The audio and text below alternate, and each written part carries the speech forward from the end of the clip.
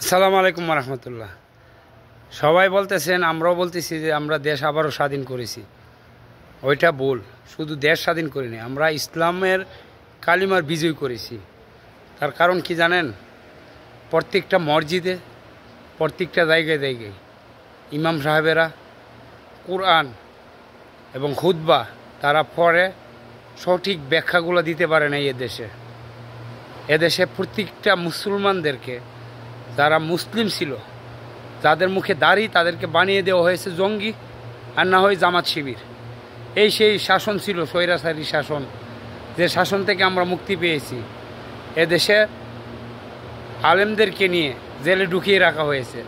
তাদের অপরাধ হচ্ছে তারা কোরআন এবং হাদিসের সত্য ঘটনা বা সত্য কথাগুলো তুলে ধরার কারণে, তাই এটা ছিল তাদের সবচেয়ে বড় অপরাধ, যার জন্য তাদেরকে নিয়ে জেলে ঢুকিয়ে রেখেছে। কেউ স্বাধীনভাবে কোনো প্রতিবাদ করতে পারে নাই, কেউ স্বাধীনভাবে কোনো কথা বলতে পারে নাই। হচ্ছে আমাদের দেশ ছিল, আমরা দেশ স্বাধীন করেছি। শুধু আমাদের বিজয় হয়নি, ইসলামের বিজয় হয়েছে আমাদের দেশে। আজকে প্রত্যেকটা জায়গায় জায়গায় নোংরামি, নাস্তিকতা, যা কিছু আছে সব কিছু দেশটা ভরে দিয়েছে এই শেখ হাসিনা সরকার। আমরা শুধু আমাদের বিজয়, বা আমাদের বিজয় হয়নি, ইসলামের বিজয় হয়েছে।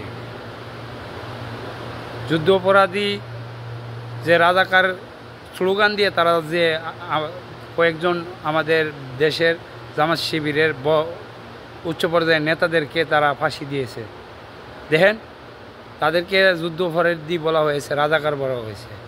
আজকে দেখছেন আল্লাহ কি বিচার করছে? দেশের 18 কোটি মানুষ সবাই এক বাক্যে স্বীকার আসছে যে আমরা সবাই রাজাকার।